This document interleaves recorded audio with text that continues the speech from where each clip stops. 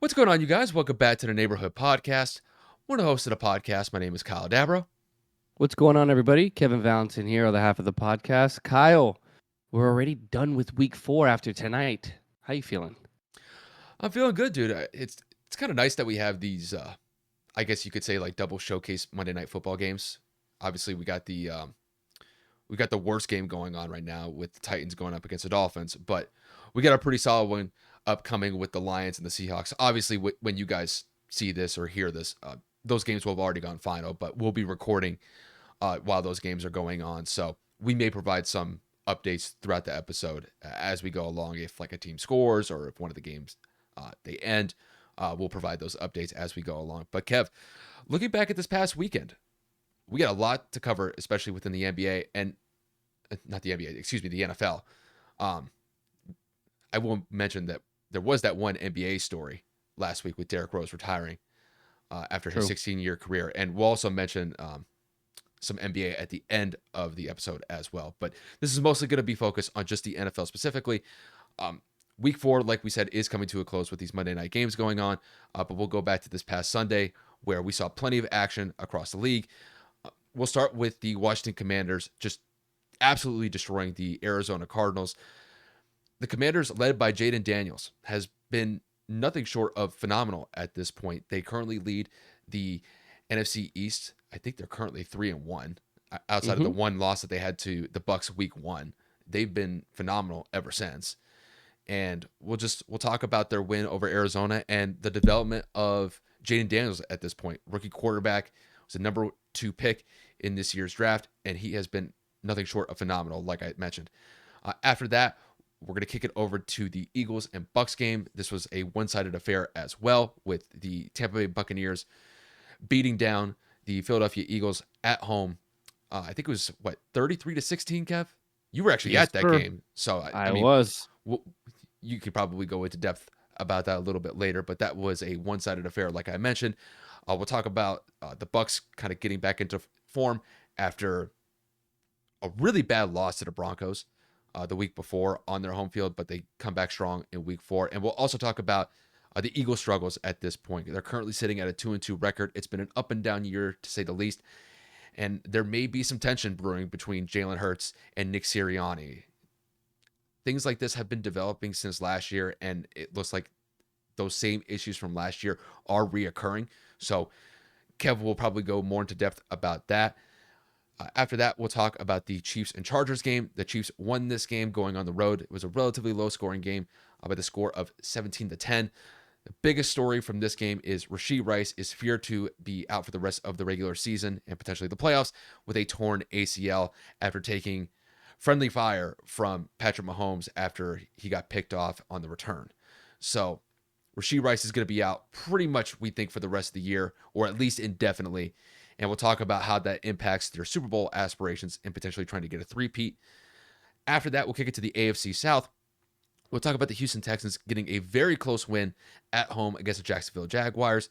The Jaguars remain winless at this point, but we're 4 weeks in, and the Texans have been underwhelming, to say the least, so far. They are 3-1. They are leading the AFC South, but it looks like they have some room for improvement, especially with CJ Stroud going into his second year. Granted, they did get that win, but it was not in convincing fashion. And whatever you want to say about Jacksonville, they came to play in that game, but just fell a little bit short. Like I said, we'll talk about the Texans and whether or not they have some improvement over the month of October, and then so on and so forth from there.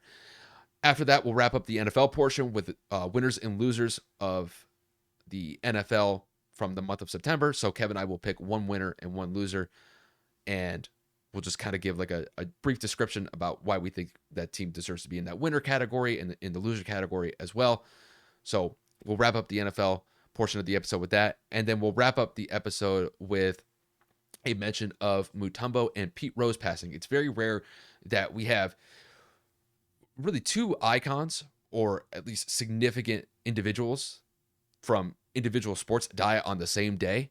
Mutombo passed away this morning at the age of, I think he was 58. 58. He died from brain cancer. And then Pete Rose died literally, Kev, I would say what? The news came out 15, probably, 20 minutes ago? yeah. I mean, it kind of caught everybody by surprise. He unfortunately passed away at the age of 83. Obviously, when it comes to Pete Rose, his significance came from his time when he was a baseball player in the MLB. Uh, I think Kev is really going to go into in depth about that one because that one really was quite the shocker when we were just sitting here just a couple minutes ago, just prepping for the episode. So that's going to be very fresh when we get into that later in the episode. But that's pretty much the rundown that we have for you guys today. So, Kev, let's not waste any more time. Let's dive into this first NFL topic, and that is going to be the Washington Commanders just absolutely detonating on the Arizona Cardinals by the score of 42-14. And I think when we look at the Commanders, Kevin, you can tell me if I'm wrong here. They have taken the league by storm with how impressive that they've been on, especially the last 2 weeks. Going on the road, scoring 38 points against Cincy, where Jayden Daniels and that Washington offense just lit it up. They never punted in that game, never had any turnovers. And then they essentially repeat that same type of performance going on the road to Arizona, putting up 42 points. And once again, Jayden Daniels shined. Brian Robinson had a great game. They didn't have Austin Eckler in that game, but no matter. McNichols came in, and he had 2 tutties as well. So, Kev, when we look at the Commanders right now, they're currently sitting at a 3-1 record. They're in first place in the NFC East. And it just seems like Jayden Daniels has really taken the league by storm at this point, 4 games into his NFL career. This is his rookie year. So, Kev, we got a lot to get to with this Commanders angle, but Kev, I just got to ask you, just how impressive have the Commanders been so far in the first 4 weeks of the year? And how would you assess Jayden Daniels' progression in his rookie year so far? I mean, let's just address not the elephant in the room, but let's address the obvious. Jayden Daniels was the number 2 overall pick in last year's NFL draft. In my humble and personal opinion, I predicted him to be the best quarterback coming out of college, better than Caleb Williams. Obviously, we haven't seen Drake May, but he's behind Jacoby Brissett. And then, of course, J.J. McCarthy ends up getting hurt. But he looks better than Bo Nix. He looks better than Caleb. And obviously, at the end of the day, when you talk about everything that Jayden Daniels has been doing, the man is accurate, to say the least. That's the first thing that jumps off the board. I think he broke the NFL rookie record for the most accurate quarterback within the first 3 weeks or 4 weeks of his NFL career with I think he had a 92 a 92 completion percentage in a game against Cincinnati. He had 4 incompletions. It's absurd. And then he follows that up with another 4 incompletion game against, I think he only had 2 incompletions against Cincinnati, but he had 4 incompletions this week against Arizona.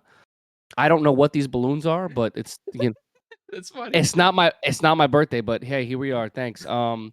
So it's just the guy is able to make plays, whether with his legs, he doesn't get nervous in the pocket, he's got the arm, he's got the velocity, and he's just got the poise. He doesn't get rattled. He doesn't feel like a rookie. He doesn't look inexperienced. And it's funny because we were saying the same things about CJ Stroud last year because CJ came into a system in Houston where nothing was expected, at least not the ending that they had, which was winning a playoff game and going into the divisional. And I'm not saying that that's what Washington's going to do because it's still early, but it seems like Jayden is following that trajectory. Now, to move it into the Commander situation as a whole, you got a new head coach in Dan Quinn, who's supposedly going to be a defensive guru, obviously coming from Dallas and his former head coaching tenure in Atlanta. And he's found a way to rally these troops, similar to a Dan Campbell type of situation, like Kyle and I were talking about prior to the episode. He just has a different aura around him and about him. He is somebody who players rally behind him. Players want to run through a wall for him. I saw the post-game speech that he gave in the locker room after the game this week, and everybody rallied around him. He hyped up his offensive coordinator, Cliff Kingsbury, and everybody was just so excited to be a part of this team. I want to know when the last time the Commanders were relevant and not scraping by getting into the wild card. Again, it is early, but I have not seen this much positivity come out of the DC area in a very long time, probably since the Robert Griffin III era, and it is incredible to see. Terry McLaurin finally has a quarterback. Obviously, they have a good veteran tight end in Zach Ertz. Their running attack is healthy even without Austin Eckler, and that defense is finding a way to get to the quarterback with those 2 crazy defensive tackles that they have from the University of Alabama. So, as a whole, I think that the Commanders can make a name for themselves if they continue the pace that they're at. But when it comes to how surprised I am, it's not mind-boggling to me, but it definitely is a head tilt because again, I expected Jayden to have a good year because I predicted him to be the best rookie out of this class. But to be as accurate as he is, as poised as he is, and as assertive as he is, because he's not checking down, he's not hitting running backs on the dump off in the flat. He is pushing the ball down the field with accuracy and some aggression. So I truly and honestly think the Commanders are here to stay. And in my opinion, I told Kyle the same thing. It is early, and I'm not sitting here saying he's going to end up being, but as of right now, in this very moment, Jayden Daniels is the best quarterback in the NFC. I mean, he certainly played like it. When you look at just the last two games in, uh, just mentioning those two games specifically, Kev, I don't even think that they've had any sort of issue moving up and down the ball. I think it's been what, one punt in the last three games. Obviously, It's absurd. they didn't punt against Cincy. I watched that game. That game was just a phenomenal display of offense. And then they essentially repeat the same type of performance going up against Arizona. And Kev, really the thing that does it for me is, when you look at Jayden Daniels 4 games into his NFL career, you would think that there would be some bumps along the road. And there's still a good chance that that's going to happen when they go up against top flight teams. And trust me, there's going to be some challenges for them in the next couple of weeks. You could even look up the slate. I have the slate for them for the next couple of weeks as well. But with how fluid their offense has been and the fact that they're converting on third downs, and even if they're not, they're ballsy enough to go for it on fourth down just because the coaching staff has full confidence that he could go out there and be able to execute to get those fourth down conversions. I mean, case in point, that Cincy game was really kind of like the highlight for that because they just couldn't be stopped. If it was 3rd and 2 or 4th and 2, they were going for it. Like, it was not going to stop them. And, you just look at this game when it came to the Commanders just beating down the Cardinals here. Kev, they got great contributions, not just from Jayden, but Brian Robinson Jr. They had McNichols play very well. The receivers have been getting open. McLaurin's having a solid start so far this year. 3-1. They have the inside track to win that division right now. Now, granted, like you said, it's still early, and I do believe that the Cowboys and the Eagles are going to present a more competitive force once we get into late October, early November, and then once we really start getting into like the last stages of the regular season. But as of right now, they've been one of the best performing teams so far and putting up 80 points in the last 2 games on the road. It's stunning, especially coming from a rookie quarterback. And you know what? This kind of reminds me of when Lamar Jackson came into the NFL, because when you look at Jayden Daniels, when it comes to the play style, his play style is very similar to what Lamar Jackson does. He's very athletic. He can extend plays with his feet. And, once he gets out into open space, he could be a nightmare to tackle.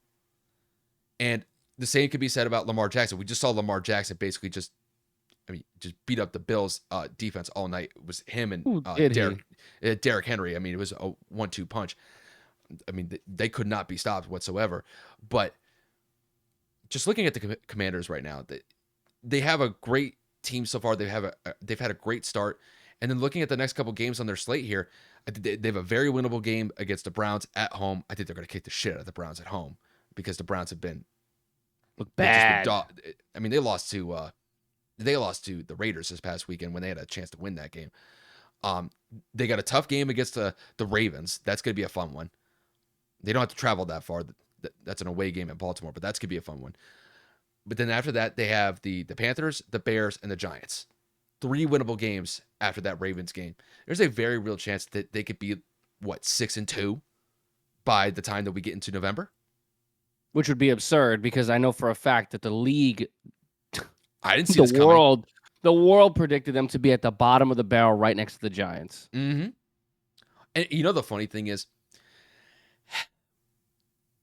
have you seen that Montez Sweat meme on Twitter Which where one? he's being interviewed before the season and he's talking about the dreams and the aspirations of the team. Like, we think that we could be a competitive force in the NFC East this year as long as we stick to our P's and Q's, we make sure that we execute at a high level. We could be successful. And then you get about halfway through the season and he's basically going out there and saying like, oh yeah, like this team is fucking dog shit. Like, just tired of dealing with this bullshit day in and day out. There's a there's a video where they literally they cue that up one after another, and it's Hmm. hysterical. But now he's a member of the Chicago Bears, Chicago Bears. so I think he may have been like a year or two late sticking with the Commanders. But it looks like the Commanders have a good thing going, and especially with Dan Quinn leading that team, I think they got a good thing going. But the biggest thing for me is I still have to caveat it because it's September, and granted, they're not handing out Super Bowl trophies in September. So we still have a long way to go. I still believe that Jayden Daniels he's gonna have some bumps along the road here. And I think that Ravens game in particular, that's gonna be a real check for them because I mean you saw what the Ravens did. We just talked about it. I mean, the Ravens are gonna be a tough out when they go up against them on October 13th. And then after that, I think the real next test is probably gonna be either against the Steelers or the Eagles. And that's not gonna be until November. So overall, like I think basically just to wrap this up, they're off to a great start. We'll see if they can continue it through the month of October. And when it comes to Jayden Daniels, Kev, I'm in full agreement with you at this point. He has definitely played like the best quarterback in the NFC at this point. There's no denying that. I mean, granted, like he may not have like Patrick Mahomes type numbers where he's chucking like 50 touchdowns, but it's the effectiveness. They're getting third down conversions. They're getting good contributions in the run game, and they're just not turning the ball over consistently. That's a winning formula, especially with how their defense can play at times. And they definitely stepped up. After that Cincy game where they gave up 33 points, only giving up 14 against Kyler Murray in that Cardinals offense, which can put up points. That's a good response from them. So I like the fact that they were able to adjust and clean up that side of the ball as well after giving up 33 to Cincy on that Monday night game. That was a good response from them. But I wasn't expecting them to win by 28 points. I did not see that coming against Arizona. Neither. So they're in good position right now. But with that said, we're going to transition to our next topic at hand, and that's going to be the Eagles and the Bucks game that took place this past weekend. Kev, this is a one-sided affair, like I mentioned at the top. The Bucks won by the score of 33-16. Baker Mayfield just lit up that Eagles defense. I mean, he got to a point where, Kev, was it like 28-0? Was it like 24-0? They were up by 3 touchdowns at one point. It was quite a large lead. I think it was 24-0. Yeah, because I think they ended up getting a field goal after they got that third touchdown. But it looked like they were going to get a fourth touchdown. But nonetheless, the Bucks respond in fantastic fashion after getting their asses kicked at home by the Broncos the week before. And then when it comes to the Eagles have been up and down to say the least this year. This was not a good performance from them. I know Kev is going to tee off on the Eagles here, just with how bad they played. But Kev, just let me get your initial thoughts about how good the Bucks looked this past weekend after losing to the Broncos the week before. I mean, obviously, you look at what Philly did last week in locking down New Orleans' crazy offense, and you saw what Tampa struggling last week, that you thought that Tampa was going to have to force some things and try to move that offense, move the ball downfield. But then again, you thought that Philly's defense was potentially going to have a repeat of last week. You thought that I was going to be a little bit more competitive, and flat out, it just wasn't. And Tampa Bay came out and punched them in the mouth. And it was with quick things. I was at this game. I missed the first drive, but I saw the highlights as the game progressed of how it moved. They killed him with off-the-line bubble screens. They killed them with off-the-line pitches and just quick plays, and Philly didn't adjust. And Tampa took advantage of it. Like we said, 24-0 to start this game. 24 unanswered points. You can't start off a game better than that within the first half. Philly obviously gets 7 points at the end of the half, but then you go and you look at it and you say, what the hell is happening right now? This isn't the team that played New Orleans. But shout out to Tampa, man. With Bucky Irving and Rashad White, I mean, they found ways to get it done, averaging almost 5 yards a carry. Mike Evans and Chris Godwin did everything they needed to do, and Baker Mayfield was able to stand tall in that pocket and carve up the Eagles secondary. Yes, the Eagles were missing a couple of players, but when it comes to what Tampa was able to do, this is how they respond. This is how you're supposed to respond after a bad loss. This is how you're supposed to respond in the NFL when you have challenging times. And when adversity looks you in the eye and says, hey, we're here, we're going to give you a little bit of a problem, we're going to give you a little bit of a headache, or we have a tough team coming into our home, Tampa looked at it and said, bring it on. And they quite literally just punched Philly into oblivion. Now, when it comes to the Philadelphia aspect of things, I mean, Kyle, I don't know if you want to two-panel this because, again, I was physically there, but dude, I lost complete interest. I started watching the Colts game on my phone. That's how bad it got. Like, I Mhm. literally was watching the Colts game with my friend AJ, and Isabel's at the game, and I'm just like, I don't know what I'm watching here. We've been making the point, or, people have been making the point. I know that we're not technically considered media because we don't have official credentials, but people in this space of reviewing sports and analytics and things of that nature have been saying Nick Sirianni's got to go. And Kyle knows I've been trying to defend the man for a long time, trying to give him every excuse in the book, every reason. Oh, this person's hurt. This coach is playing like shit. What do you want him to do when players don't execute? This is an example of how people get fired. Nick Sirianni did not have these boys prepared. And I mean, Kyle, I would love to know your thoughts as someone who watched the game on television. Mhm. What did you see on TV? Because I know what I saw in person. Well, when it came to the Bucks, I think the Bucks had to respond in such a, I don't want to say dramatic fashion, but they had to get off to a fast start, especially with how bad they looked against the Broncos the week before, because the Broncos got out to a 14-0 start in week 3 on the road against Tampa. And I think Tampa was basically like, we have to get off to a fast start. We know that Philly's front four can present problems, so we need to get the ball out relatively quickly. And that's what Baker did. Baker lit up that Eagles secondary like it was nothing. He was going after Mike Evans, Chris Godwin, everybody in that Bucks offense was getting involved, and Philly had no answer for it. And Kev, I know you were at the game yesterday. It was hot. It was Yeah. 95 degrees, and it was probably even hotter on the field. And when it comes to Philly, I don't want to say like that's the excuse going into a football game. You guys are expected to perform at a high level no matter what the weather conditions are.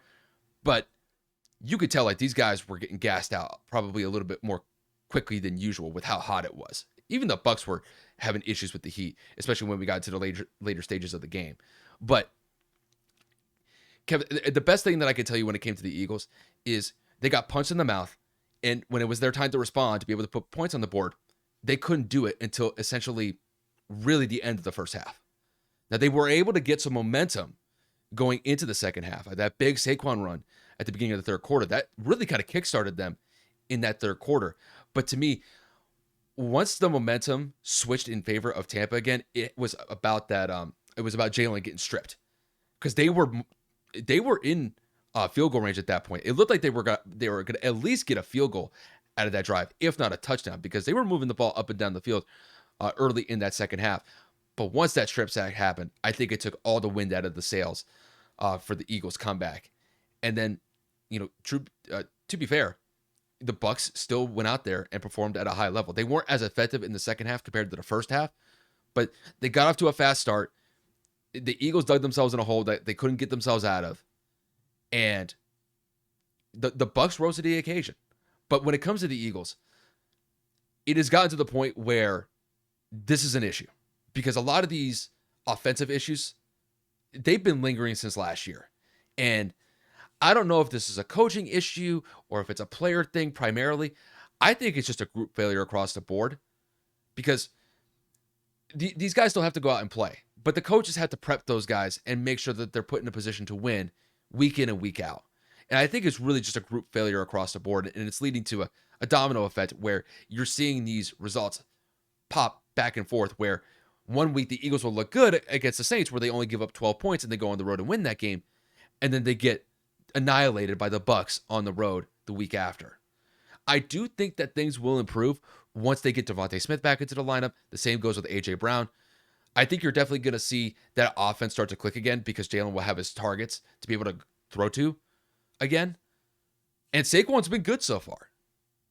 In the 4 games that he's been a member of the Eagles, outside of the one drop against Atlanta in week 2, he's been solid for them. So I think there's some things that they definitely have to improve upon. I think getting AJ and Devontae is going to be, getting them back is going to be a huge factor for that offense. But Kev, I think they've won 3 out of their last 13 games. They're like 3 Yep. and 10 going back Mm-hmm. to last year. And I think it's safe to say at this point, when it comes to Nick Sirianni and Jalen Hurts, there's definitely some tension here. And it's been going on for probably at least, 13 games worth at this point. It's basically damn near a year at this point when you factor out all the games that are in an NFL season. But if the Eagles continue on this slide, there is a very real chance that the Eagles will move on from Nick Sirianni because it may just not be a fit. I think that it may get to a point where I think Nick Sirianni may have done his time here in Philly if they continue to lose games that they're expected to be competitive in or they're expected to win. But I don't want to get too ahead of myself here because we are in September. There is a chance that they're going to be able to bounce back and make the adjustments to be a more competitive force going into October and November. But as of right now, it is not a good look. They have to get this going quick, fast, and in a hurry because, Kevin, if this thing snowballs, those calls for Nick Sirianni to get fired are only going to get louder and louder. The reason why I keep saying I kept making excuses was because in certain games, in certain instances, and this will be my final point on the topic, Mm-hmm. you have bad execution by Jaylen. The offensive line breaks down somewhere. The defense turnovers. allows, exactly. You go out there and then your defense allows 20-something points on the board. Regardless of what happens, it always ends with the head coach. Like they're the first one on the chopping block. They're the first one to take accountability. And I'm not going to sit here and say that Nick has not been the person to say I didn't get them prepared. He's not a person that throws players under the bus. That's not what I'm saying. But when you go up to the podium, and this is what pissed me off because I was walking back to the car after the game. I know exactly what you're about to talk about. When you see Nick Sirianni and they say, why did Saquon not touch the ball in the second half? How do you start the game or second half with that 50-something yard run? You get down the field, you score. How does Saquon not touch the ball again? Well, when you have a 9-play drive, 3 of them were third down, Saquon got 2 carries. That only leaves him with like 6 touches, and we're just not executing.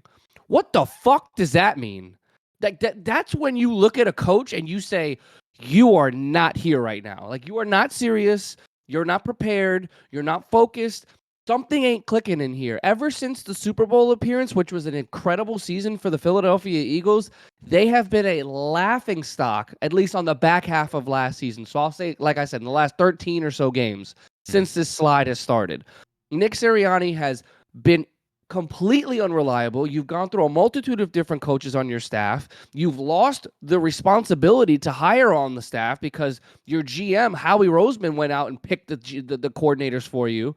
You typically sometimes tend to take control of the offense again when you don't like what Kellen Moore's dialing up, and then your substitutions and personnel dial-ups, and then you have Jalen Hurts having all these issues with you, and then the defense isn't adjusting with Vic Fangio up at the top. Brother, if you're running screens for the majority of the first half, why in God's name are you not pressing those wide receivers? Why are you not getting physical? Where are the adjustments? Why does Saquon Barkley have 10 carries in a game in which he's been your best player all season long, and you're missing your right tackle, but you want to drop back with 5-step drops trying to figure out a fucking three progression wide receiver route tree?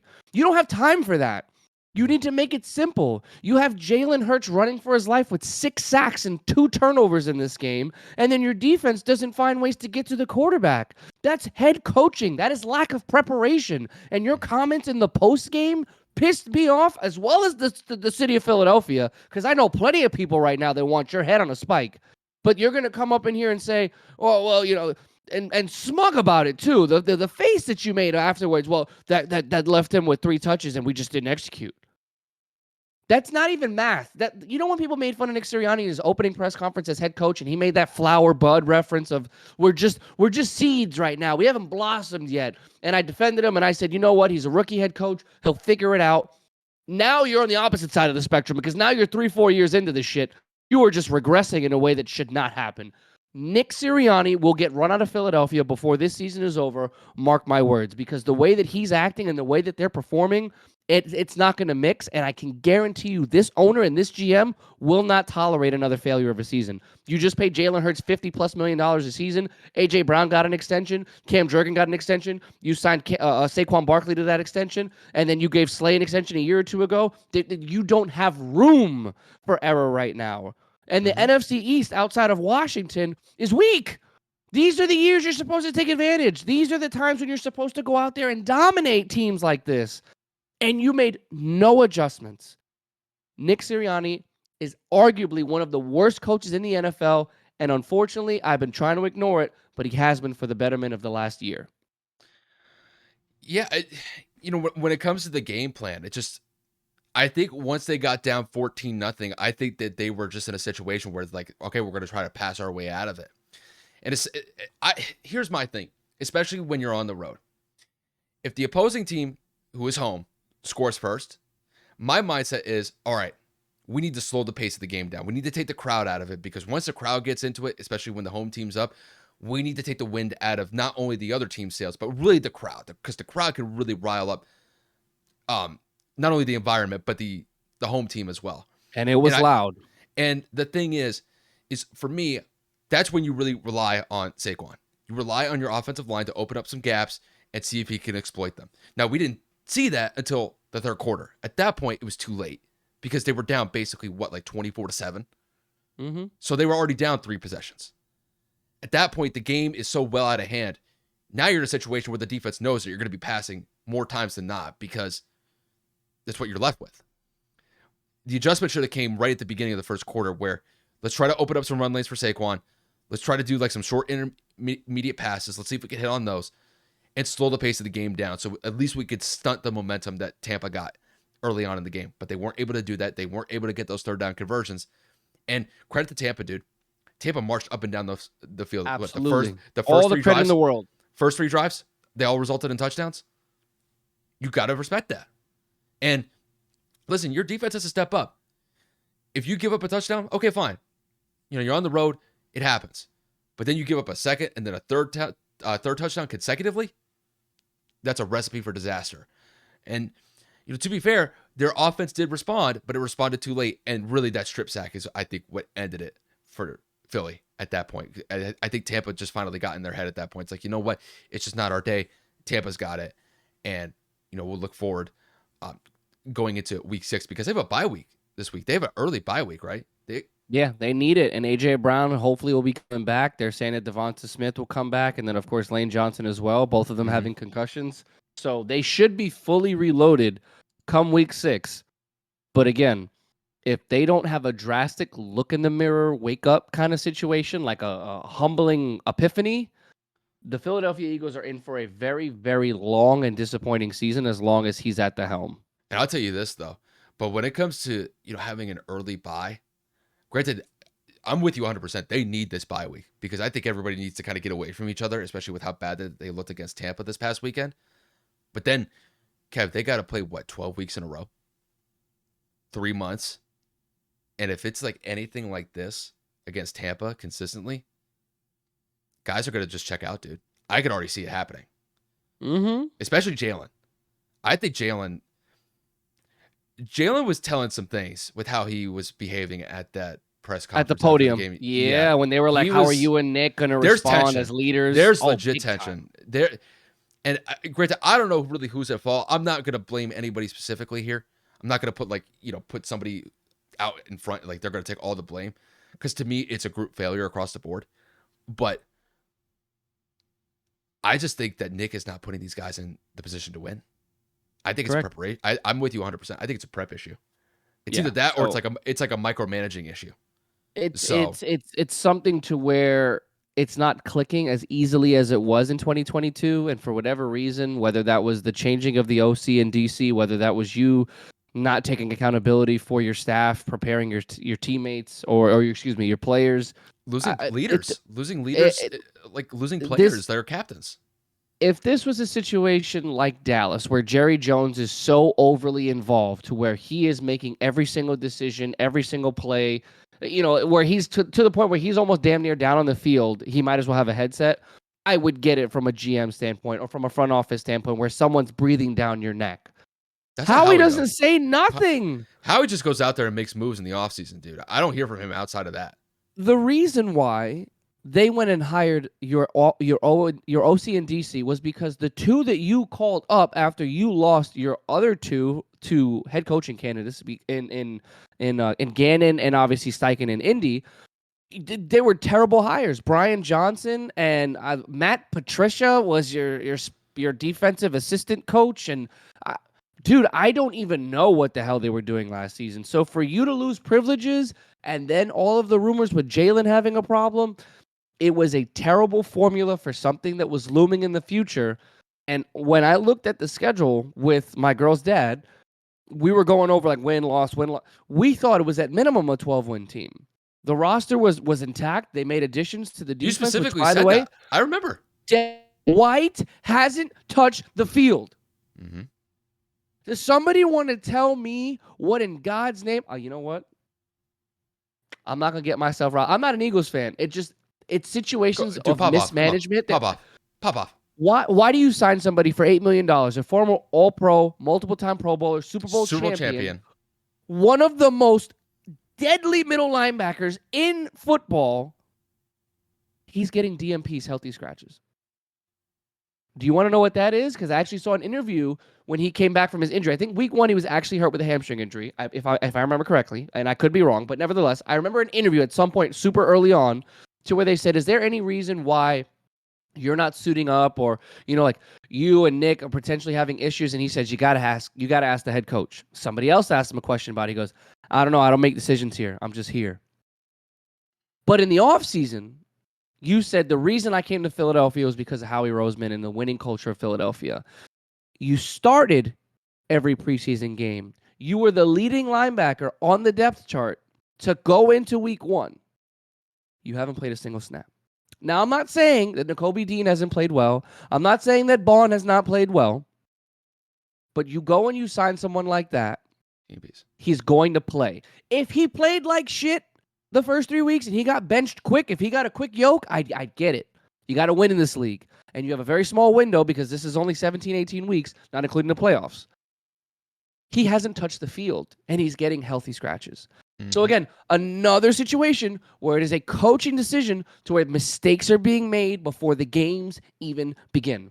That is my problem with Nick Sirianni, when you're making these executive decisions and you're just saying, you know what, you don't need to play. I'm sorry. I want you to name 10 linebackers better than Devin White right now. If he had a broken kneecap, I'd still probably say he's better than some of the scrubs in the NFL on these 53-man rosters. But he's not even suiting up. He's in plain clothes.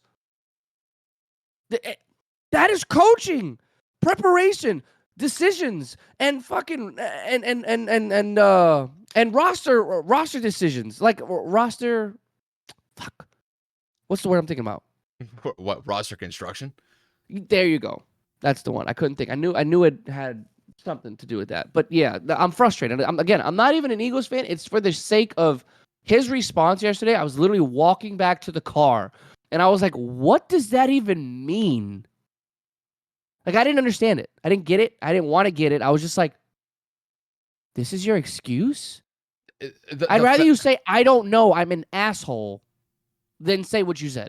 Unless there's something going on behind the scenes where either like Nick Sirianni and Devin White got into it, and maybe he's getting DMPs for like a player conduct issue, because granted, I know like players can get suspended for detrimental conduct to the team if they're But that has to be reported, because you have to put that on the I haven't heard report. Like I said, I haven't heard any reports about Devin White being an issue in the locker room yet.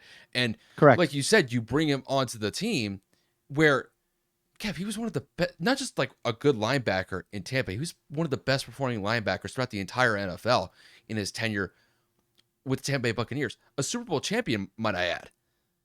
And your weakest position outside of secondary was linebacker. And you're not even going to put him out there? If he's hurt, that's one thing. Again, but it 100%. seems like at this point he's good enough to go. He's indicated like he seems like he's ready to go. But yeah, I think it just kind of goes back to the point when it comes to the decisions that are made. Nick Sirianni is just making poor decisions, and it's having a negative effect with the team. And when it comes to this week 5 bye that they're getting, hopefully that they're able to work out these issues. But Kev, if it doesn't, like I said, if this thing snowballs, there's a very good chance that he might get fired if the Eagles lose and go under 500 really bad at one point in the regular season. So there's still a chance that they could be able to turn this around and get some wins, and then all could be forgiven. But right now, it does not indicate that right now. It does not seem like that. And it really seems like that team as a whole is just walking on eggshells at this point. I can't really explain it any better than that. It just seems like there's tension that you could literally, you could literally prick it with a needle at this point. It just feels like something's about to pop on that team. And I don't know if it's going to be Jayden. I don't know if it's going to be like Chauncey Gardner-Johnson. Somebody's going to pop off at some point and basically let their feelings be known about just the issues that are permeating throughout that team, because it is real. It's been It's going on bad. since last year, and it's continued on, and it really has continued going on into this year. And Kev, that was something that we talked about before the season even started with them. It's like, if these issues linger, we got problems in Philly, and it does seem like Big time. that's an issue right now. Um, So I will move on. I carried the last segment a little longer than I wanted to, so I will move on. I knew you And had a and, lot to and say, bro. That's why I yeah, said, like, bro, like I was teeing you up for it, so I it wanted you was to just get it all out. it pissed me off. Granted, I haven't even had a Colts rant this year yet. We're 2-2, albeit we're not talking about the Colts today. We beat Pittsburgh yesterday, so I'll take it. Anthony Richardson's hurt. Jonathan Taylor's hurt. So I'm already emotionally in shambles. That's probably why I took it out on Philly. Moving into the next conversation, which is going to be the Kansas City Chiefs remain undefeated. They move on to 4-0, and they beat division rival in LA against the Chargers. It ends up being a super low scoring game, 17-10. However, the headline isn't Kansas City winning. The headline is Rashid Rice is potentially out for the season with a torn ACL. Patrick Mahomes threw an interception on chase down in pursuit. Patrick tried to make a play at either one of the blockers or trying to tackle the person that intercepted the ball. He ends up involuntarily taking out Rashid Rice's knee. You can see it in the replay. His knee buckles backwards, and he's done so. So, Kyle, I know that we have to talk about the game in general, but let's talk about the real story here. Can the Chiefs find a way to continue this undefeated repeat, even though we both know they don't look the best, without Rashid Rice, Hollywood Brown, and Isaiah Pacheco? It's gonna be an uphill battle, to say the least. And no matter how you slice it or dice it, in this case, I think when it comes to the Chiefs' aspirations of potentially getting a three-peat, I don't want to say they're dead in the water, because you still have Patrick Mahomes, you still have Travis Kelce, but I think this is a significant blow to them trying to repeat, not only back to back, but back to back to back, to get three in a row. And Kev, I mean, correct me if I'm wrong here. Even though that KC is 4-0, do they really look like a 4-0 team right now? Absolutely not. And when people try to make the argument that they're the best team in the league, I truly and honestly look at them and I'm like, are you watching these games? Because they've been bailed out by referees and their play has been lackluster, to say the least. Patrick Mahomes does not look like the Patrick Mahomes of old. And their roster, as it's reconstructed before Rashid Rice was hurt, was supposed to be a better roster than last year. So there was a Mm-hmm. lot of high hopes, and they have truly and honestly been underwhelming in my opinion. And I will say that one of the bright spots of KC at this point has been their defense. Their defense has been able to step up and make plays. Case in point, this past weekend against the Chargers. Granted, I understood that Justin Herbert is dealing with a high ankle sprain, so obviously he's not 100%, and that definitely had an impact when it came to the overall performance that we saw from the Chargers offense. But what this Rashid Rice injury really does for me is that when it comes to the margin of error that KC is working with, it gets even smaller now. Because whether we like it or not, Patrick Mahomes has not looked as good as what we used to see from him just 2 to 3 years ago, when he had Tyreek Hill, McCall Hardman, Demarcus Robinson, Travis Kelce. When those were the focal pieces that Patrick Mahomes was working with, he was lighting up the scoreboard 30, 35 points plus consistently. Now we're at the point where they're scoring only like 17, 20, 25 points. Maybe they'll get a 30-point game every now and then. The offensive consistency that we see from Kansas City is just not there like it used to be. And Kev, this is something that I talked about early in the season when it came to KC. This really reminds me of when the Patriots went on their early Super Bowl run with Tom Brady, where he won 3 Super Bowls in 4 years. There was a 2-year window from 2005 to 2006 where that team offensively was inconsistent, to say the least, because they moved on from some really good players like David Patton, Troy Brown. You could also look at some guys like David Givens. Like, those were the focal pieces that he was working with in those early Patriot Super Bowls. But then they lost those pieces. And there was definitely a drop-off offensively until they were able to get it back with Randy Moss, Wes Welker, where they threw, Brady threw 50 touchdowns, and Randy Moss ended up catching 23 touchdowns in that season. Now, it could be that Kansas City is going through that same phase that New England went through, where it's a little bit of a rebuilding phase on the offensive side of the ball. And in this particular moment in time, they're going to have to really rely on their young wide receivers here. Obviously, you were relying on Rice, who has really stepped up in that wide receiver core. But with him going out, this really puts a lot of pressure on Xavier Worthy. And Xavier Worthy, I mean, to be fair, had that 50-yard bomb caught for a touchdown against the Chargers this past weekend, but he's going to basically be their number one wide receiver at this point, or maybe Juju Smith-Schuster. And when it comes to Juju, his production goes up and down. You never really know what you're going to get with him, but this wide receiver core, when it comes to KC, is razor thin at this point. And Kev, I really hate going here with this. Travis has to get it going, dude. He has lost a step. I don't know if his heart's not in it anymore or if he's distracted or something like that with the whole Taylor thing going on. He just does not look the same. And I don't know if it has to do with the Taylor thing or if he's injured, whatever the case may be. He has to get it going, because if this offense doesn't have him running and gunning like he's typically accustomed to, this offense is going to continue to struggle. Granted, they are getting production from Noah Gray and Justin Watson. They are getting other guys to step up, but they need Kelsey to step up, especially with Rice going down at this point. So overall, for me, I think when it comes to KC, they're still a decent team. They're still a team that you have to respect just because they've won back-to-back Super Bowls, and you still have Patrick Mahomes to deal with. But this team is not the same as what it's been over the last couple of years. Granted, they have a 4-0 record, but this team is, I don't want to say they're walking on landmines where if they step on one, like the season's going to be over. Like we just talked about the Eagles going through issues. The Chiefs are not at that point yet. But it just gets to a point when you just don't have the necessary pieces to be able to have a functional offense for Patrick to throw to. It could be a problem offensively. And it really puts a lot of pressure on their defense to step up. I mean, granted, their defense has stepped up, but it could get to a point where that defense is going to break at a certain point just because the offense is not producing points like it used to. So I think when it comes to their Super Bowl aspirations, I think they're on life support at this point. I know we're only in September going into October, but as of right now, I would say that it's more likely than not that they're probably not going to go for a three-peat, even though that you have Patrick Mahomes and you have Andy Reid leading the way.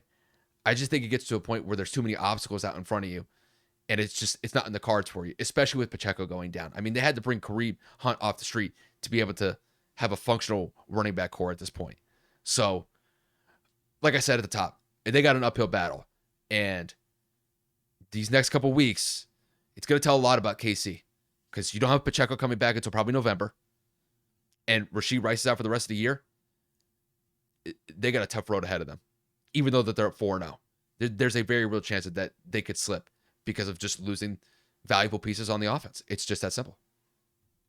Obviously, I didn't see the game with me being in Tampa and obviously having to drive back and deal with traffic and stuff. So I wasn't really able to see a lot of the slate. I saw a lot of the Commanders game because I was watching on my phone in pockets where I had service. But I mean, I already know for a fact in the games that I have seen, Kyle's already alluded to the majority of the points, right? Patrick Mahomes has not been playing at a Patrick Mahomes level. Travis Kelce is, he looks washed. He's not getting the targets or the numbers that he normally puts up. But again, let's remember he is getting up there in age. The man is coming off of a very taxing and grueling career. When you have someone like Travis Kelce who's getting the targets of a wide receiver, who's taking those beatings, who's playing the longevity of a season like Kansas City has, consistently going to Super Bowls and consistently going deep into the playoffs and living the lifestyle that he does. I'm not sitting here saying he's going out there and getting blasted every night or anything like that, but he has been traveling with Taylor Swift and going all these places and the New Heights podcast and all these endeavors. So he's at that point now where he's going to probably come down to a decline. But yesterday, it seemed, based off the statistics and what I can read here, that he had a little bit kind of like an awakening here, right? Obviously, 7 receptions for 89 yards and 9 targets. So we know that he still has it in the tank. But now that they are down the receivers that they are going to need to see the Travis Kelce of old if they do want to repeat. Their record may say 4-0, but we both know I'm not going to sit here and pretend and be a whiny little girl saying, or a whiny little kid, saying that, the Chiefs are cheating or the refs are on the Chiefs side. There have been some plays throughout this 4-0 stretch, and you cannot deny it if you're a football fan, where there have been questionable calls in favor of the Chiefs.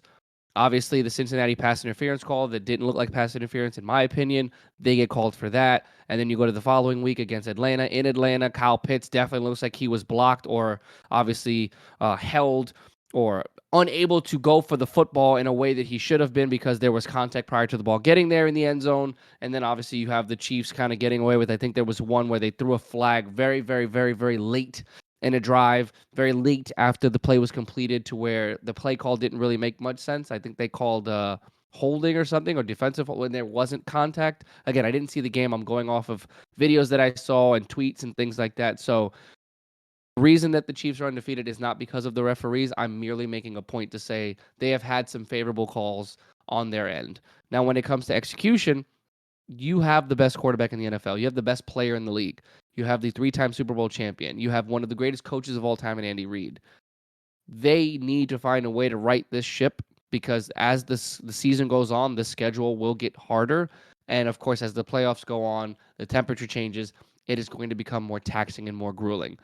Xavier Worthy is doing his due diligence as the first round pick or the second round pick, whichever one he was uh, this past draft, and he is exceeding expectations, being that deep threat for Patrick Mahomes, stretching the field, finding ways to make moves in open space. So he is doing his job. But when it comes to everybody else, like Kyle said, between injuries and lack of availability or production, it is going to get harder and harder and harder for players to be successful in this offense. So we're going to need to see something change drastically, or else this Kansas City run will come to an end. I mean, as far as the three-peat is concerned, I'm not worried about the Chiefs not being like a functional team like years down the line.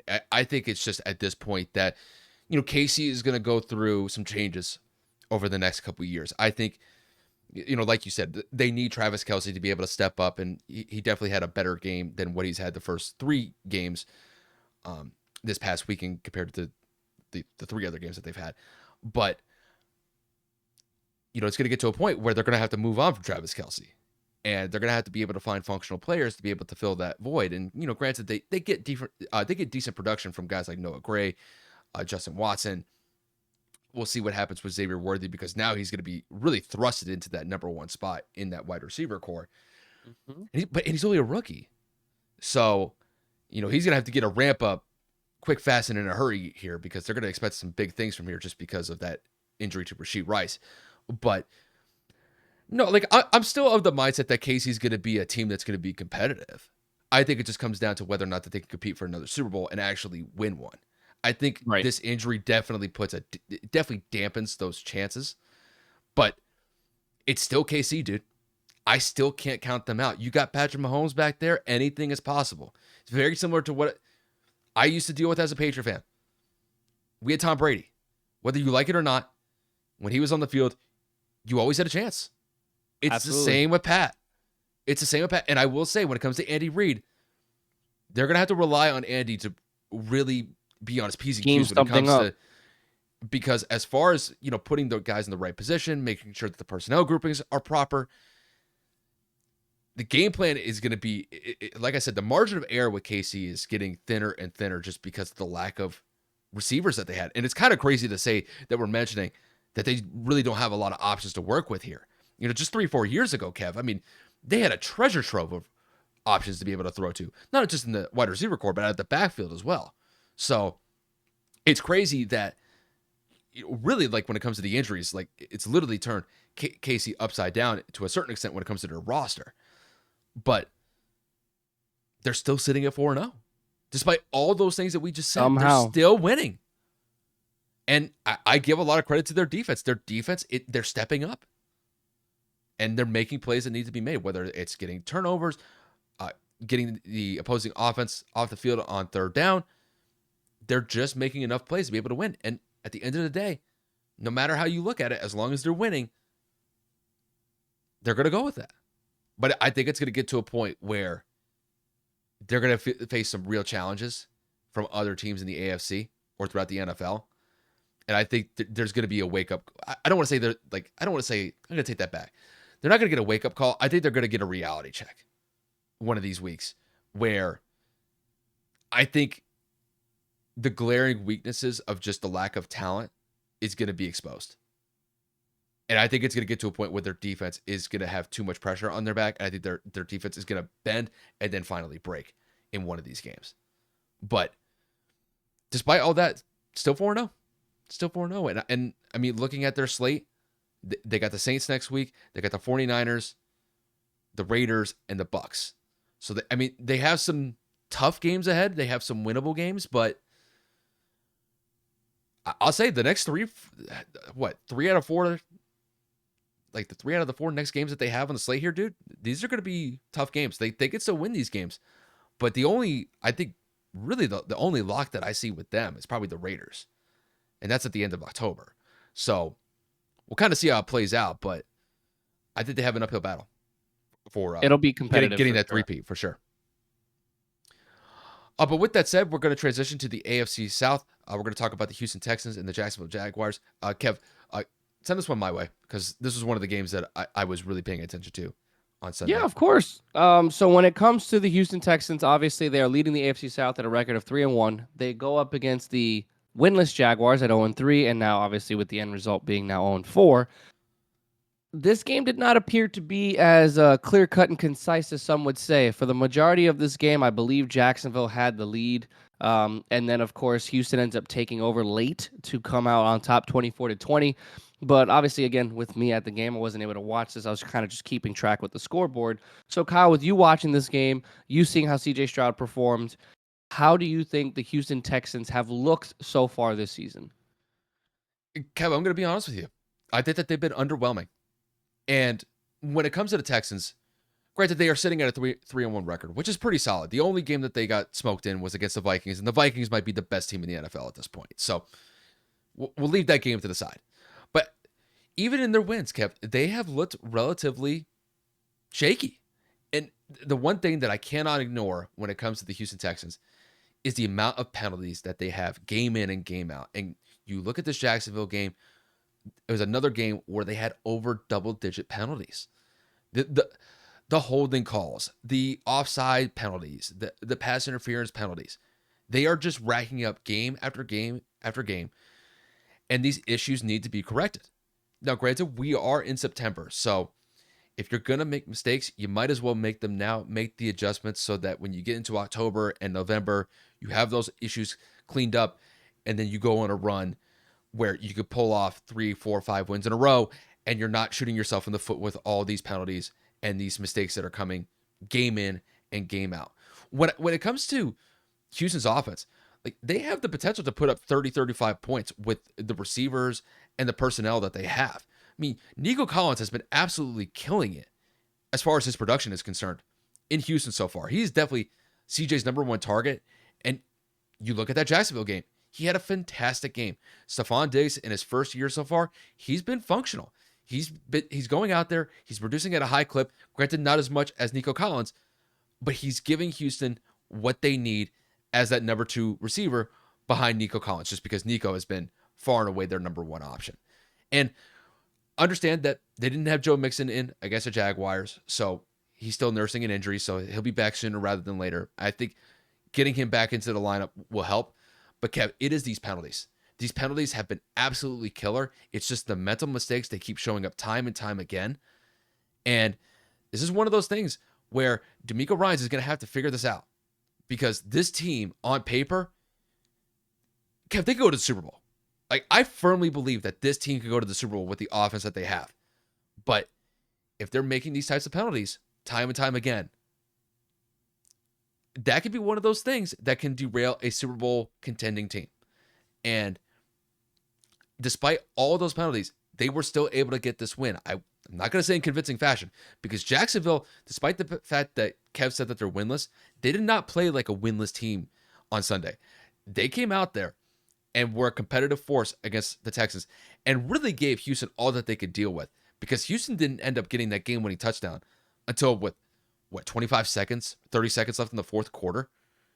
And it took a drive from C.J. Stroud where they had to march, I think it was like 65 to 70 yards to be able to get that, where they were shooting themselves in the foot with penalties all game. I mean, Jacksonville really gave them trouble. And it's not the first time that a team has given Houston trouble, excuse me. You know, you look at week 1, Indy gave them trouble. Obviously, they got smacked by the Vikings in week 3. And then Jacksonville really gave them trouble. Even against the Bears, I wouldn't say the Bears would be a great game for them to look back on. That was a game where Caleb Williams actually had a chance to go and win that game late in the fourth quarter. So this is not the start that I envisioned for the Texans. Granted, their record is pretty solid, being 3-1, but they still have a ways to go with this team. I think their talent is there. They just have to clean up the penalties. If they do that, this is probably one of the best teams in the AFC. I don't know if they're going to be the number one seed. It could be something like Buffalo. Maybe the Ravens get on a roll. We'll see how it shapes out in the AFC. And you can't forget the Chiefs, despite the fact that they have issues being a 4-0 team. But Houston, they have to clean up these penalties. It really just is that simple. And I would say at this point, they're a little overrated at this point, but it really has to do with the amount of mental mistakes that they're making. If they clean those up, they'll be fine. But 3-1, they've looked shaky. And I think D'Amico Ryans, I think they need to have a really good sit-down meeting and iron out these issues, because it's just not acceptable, because it's going to get to a point where these penalties are going to cost them a game. It hasn't gotten to that point yet, but I think it's going to. It's just a matter of time. I mean, I've only seen a few Houston games. I didn't get to see this one either, so I'm definitely just kind of echoing my partner here. When you look at the total number of turnovers, it's alarming.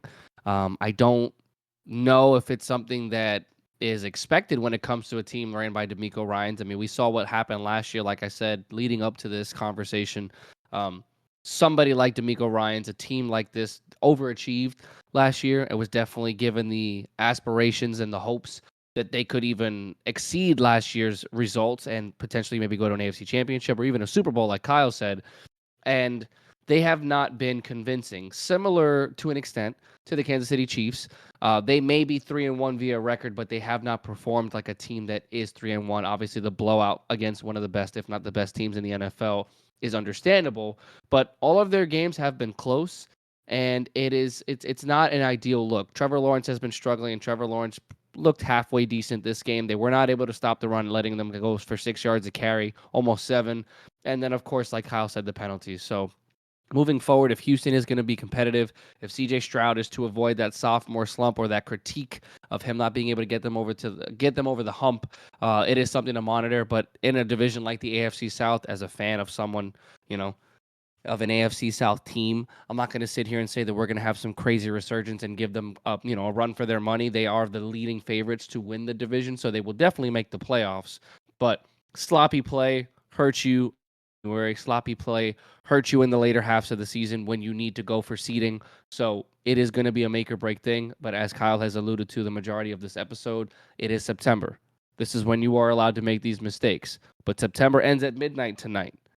Come next week, we are officially in October. The first 4 weeks of the season are done. The rust should be shaken off. The discipline should be in order. The play calling should be on point, and you need to be ready to go. Because once you get towards that middle to third quarter of the season, that is when you start to understand what kind of team you're going to be, and how you're going to act moving forward is going to be pivotal to how you perform in the postseason. So for Houston to move along forward and for them to look like a Super Bowl contender, clean up those penalties, right the ship on defense, and find a way to get that running game started. Because yes, you are missing Joe Mixon, but it is always going to be the next man up. And that is going to be a similar situation for all NFL teams who are struggling with depth and injuries. You got to find a way to do it. That's why there's 53 men on this team. That's why you have 3 to 4 backups per position, depending on where you are. And this is why Houston's got to find a way to go and be successful running the football as well, because it's going to be pivotal for CJ Stroud's success and development as a quarterback in the NFL. So I agree with Kyle. Like I said, Houston's got to change, fix it, clean some things up. But again, they got the W on Sunday, and that's all that matters. Well said. So to wrap up the NFL portion, we're just going to do some winners and losers through the month of September. Like I said at the top, Kev and I will pick one winner and one loser throughout the first 4 weeks of the NFL season. So, Kev, the floor is yours. Who do you have as your winner so far in the NFL, and who do you have as your loser in the NFL through the first 4 weeks of the year? Winner for me, I mean, clear-cut choice. I've said it for the majority of the last couple of weeks. The Minnesota Vikings, when we talk about the team that they have, they drafted J.J. McCarthy. They brought in Brian Flores. Kevin O'Connell was not on the hot seat, but in question for letting Kirk Cousins go in free agency and putting all this hopes and dreams into a rookie quarterback that hasn't played a snap. He goes down. Sam Darnold comes in. Everybody's critiquing them. Everybody's saying that they're going to be a bottom team in the NFC North. They're not going to be able to compete, and they are 4-0. and Sam Darnold looks like a completely different person. And Aaron Jones, who was injury prone and couldn't find a way to get things done in Green Bay, looks like one of the better backs in the NFL. Justin Jefferson, obviously the best wide receiver in football. This defense, led by Brian Flores, looks completely unstoppable in certain situations. They almost blew the game yesterday against a division rival in Green Bay, but when it comes to the frequency of blitzes, the disguising of the blitzes, one of the most blitzing coordinators in the league, as Kyle knows, as one of his former DCs.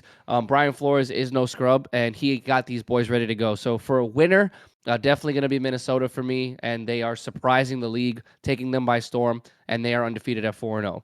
Now, when it comes to losers, I'm conflicted because there are a couple of teams that we had some expectations for, but for the sake of conversation today, I'm definitely going to go with. I mean, see, this is where the problem lies. Like I'm stuck. I'm going to go with the Arizona Cardinals. After week one, we saw the potential of what could be with Kyler Murray and Marvin Harrison Jr. and this offense. We thought that they were going to have an opportunity to come prepared. We thought that they were going to be more dynamic, drafting a multitude of offensive linemen to protect Kyler. We thought that he was going to be more focused. We thought that this defense was going to be a little bit better. And it turns out they are, in fact, disappointing. Whenever Arizona goes down, whenever Arizona has a rough start, it almost looks like the entire team quits. It almost looks like Kyler Murray checks out. He may go out there and make these crazy, flashy plays with his legs and find somebody open downfield. And for my fantasy purposes, I hope it's Marvin Harrison Jr. because I have the both of you. Um, it's completely done. I watched, like I said, some of this game because I was in pockets of cell reception, and the play calling was questionable. Kyler Murray's pocket presence was questionable. Kyler Murray's performance was questionable, and so on and so on and so forth. So for someone that saw that first game against Buffalo and someone who had a little bit of hope for Arizona to at least be competitive, for them to be 1-3 and get embarrassed in a multitude of games this season to where they're not close, it is disappointing to me. It's disheartening to me. I didn't expect them to win the division, especially with the Rams and especially with the Rams and San Francisco, but the way it started, that first game, that shootout with Buffalo, the way that they opened the season, I definitely ended up having a little bit of higher expectations. Maybe that's my fault, but I thought a fully healthy Kyler Murray and obviously the fourth overall pick in Marvin Harrison Jr. would have been enough with a healthy James Conner to at least be a little bit more competitive than what they've been thus far. So that's going to be my loser so far. And Kev, for me, I'm just going to keep it relatively short and concise here. When it comes to my winner here, I'll go to the single box here. Um, when it comes to my winner, it has to be the Washington Commanders. I fully understand where Kevin's coming from with the Vikings, obviously being a 4-0 team. They've looked fantastic the first 4 weeks of the year. I think I'm going to go with the Commanders simply just because they've taken the league by storm with how well Jayden Daniels has played and how good that offense looks that the Commanders have, especially the last 2 weeks where they put up, like we mentioned earlier, 80 points of offense in the last 2 weeks on the road. 38 against Cincy, 42 against Arizona this past weekend. One punt in the last 3 games. It's utterly ridiculous with how efficient that this offense is. It's incredible how well that they're not only performing, but executing essentially every drive, getting third down conversions, even going forward on fourth down. It really looks like Dan Quinn has the Commanders in a position where they're not only executing the way that they're supposed to, they are executing at a high level and performing as one of the best NFL teams at this point. So throughout the month of September, they have really taken the league by storm, and really, I think they've really caught a lot of people off guard with how well that they've played. Because, like Kev mentioned earlier, I don't think a lot of people had the Commanders as the best team in the NFC East at the end of September. They would probably look at somebody like the Eagles or the Cowboys. But here we are going into October, and the Commanders are in first place of the NFC East. And really, it is a credit to Jayden Daniels, Dan Quinn, and really, I would say the offensive staff at this point. Cliff Kingsbury has done a fantastic job as the OC for them, and the contributions that they're getting from Jayden, the run game with Brian Robinson Jr. Obviously, we'll see Austin Eckler come back from his concussion. It really does seem like this team is running and gunning on offense. And if their defense plays like they did against Arizona this past weekend, that is going to be a tough out moving forward with the Commanders. So they're definitely my winner. When it comes to my loser, it has to be the Cincinnati Bengals. This is a broken record at this point, but it is what it is. Getting off to a 1-3 start is not ideal. I understand over the last couple of years, they have been prone to getting off to bad starts. And once again, it reared its ugly head this season. Now, fortunately for them, they were able to get a win against Carolina on the road. It definitely seems like now that T. Higgins is back in the lineup, it definitely seems like that Bengals offense is more explosive. You could definitely tell that that Bengals offense was lacking in production without him in the lineup. But with him going out there and producing the way that he has, it's opening up other options for that Bengals offense to be able to flourish. Jamar Chase has really taken that step over the last 2 weeks. He's definitely getting more open. He's getting more targets. But once again, 1-3 is not the place you want to be going into October. And they got a really tough game against the Ravens this week. And there's no guarantee that they're going to win this game going into week 5. So they definitely have their work cut out for them. But it's just one of those things where when it comes to the Bengals are a team that can compete for a AFC championship. That is, I think, where that team can be and potentially go to a Super Bowl if they play above and beyond how we expect them to play. But, you lose to New England in week 1. You lose to the Commanders in week 3 where you give up 38 points on your home field. It's just not going to cut it. I understand that the KC game was close. They were basically one play away from winning that game. But, that's what happens in the NFL. The margin of error is really thin, and just a few mistakes here and there can cost you a game. And unfortunately for them, they're just in that position. I do think that they can get themselves out of it, but they have to find some winning ways and string along some really big wins here over the next couple of weeks. Because if they get into a situation where they're 1-4, 1-5, and they're just trying to get back to 500, it is going to be a long season for Cincy. And it really has to do with the fact that they just got off to a bad start.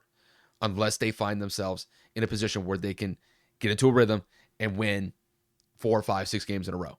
But their schedule doesn't really indicate that right now. So they got their work cut out for them. But unfortunately, in my loser category, I got to put the Bengals there. Hey, we got a lot of wins and losers. I mean, there's a lot of teams in the NFL right now that are underperforming and some that are, kind of overachieving. But again, it's the first 4 weeks of the year. We're not going to look too far into it. It is just fun to see how right we were, how wrong we were, what players are standing out, our fantasy teams. There's so much stuff Yeah. when it comes to the NFL that is just there's just room to grow or even room to fail further. So we don't want to harp too far into that. Obviously, we have one final topic to talk about, and that is going to be the closing, not statement, but kind of like the closing area, or should I say the closing segment of this episode, and that is going to be the deaths of two sports legends of Dikembe Mutombo and Pete Rose, both Hall of Famers in their respective sports. Obviously, Dikembe Mutombo is known for his presence in the NBA, the infamous finger wag of the no, no, no, one of the greatest defenders of all time in the NBA in terms of block shots and rebounding. And then you talk about Pete Rose and his impact to the game of baseball, being known as the hit king, the most hits of all time recorded by any player in MLB history. And then, of course, unfortunately, the negativity that follows that, where he has not been allowed into the Hall of Fame due to gambling and betting and all these other things, where he's been refused to be acknowledged as a Hall of Famer, but we all know he belongs in there. Kyle and I actually talked about it right before the episode. They're probably going to end up putting him in out of respect now. But if I'm his family, I'm kind of looking at that as like a disrespect. You didn't want to put me in there when I was alive, when I was healthy. I definitely don't want to see you put me in out of pity at that point. Stand your ground firmly. So, Kyle, I don't want to spend too much time on this. I do want to pay respects, obviously. But, let me hear your thoughts on the two legends that passed away, unfortunately, today. Well, with the Mutombo passing, it was unfortunate because he was suffering from brain cancer, and obviously it's just one of those diseases that's it's tough to battle. And unfortunately for him, he passed at a very young age. I mean, Kevin, he was only 58 years old. I mean, that's basically like our dad's age. Like, I mean, it's only probably a couple years removed, but that's relatively young to go. It's really sad to see someone like Mutombo pass at such a young age, just based off of what he was able to provide in his playing days in the NBA. Kev, like you said, with the whole finger whack thing. It's really one of the iconic celebrations in NBA history. That one was sad to see when that news was reported Monday morning. And then really the shocking one when we were discussing just the agenda for the episode was the Pete Rose passing.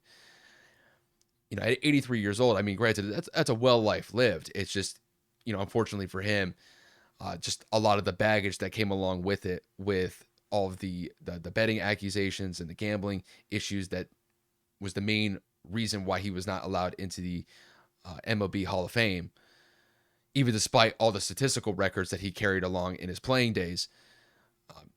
And now there's probably going to be, like you said, more than likely, I think there's going to be an effort to get him into the Hall of Fame posthumously. And if they end up doing that, I think that would be, something that would actually happen relatively quickly. Um, but who knows at this point? We'll see if the MLB decides to go in that way or not. But I mean, just when it comes to Pete Rose, I mean, Pete Rose was one of the best MLB players in history, just with what he was able to do at the batter's box and do it. You know, the career that he had was just phenomenal.